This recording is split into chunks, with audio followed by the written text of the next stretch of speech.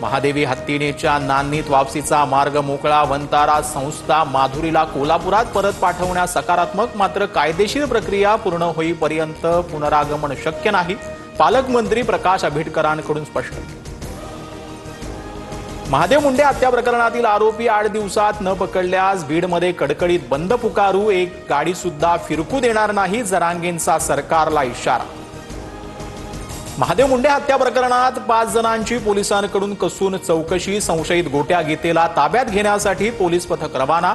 मुख्यमंत्र्यांच्या आदेशानंतर तपासाला गती. कोल्हापुरात आता मुंबई उच्च न्यायालयाचं खंडपीठ. 40 वर्षांच्या लढ्याला यश. येत्या 18 ऑगस्ट पासून खंडपीठाचं काम सुरू होणार. मुख्य न्यायमूर्तींकडून नोटिफिकेशन जारी. रक्षाबंधनाच्या पूर्वसंध्येला लाडक्या बहिणींना सरकारची भेट मिळणार.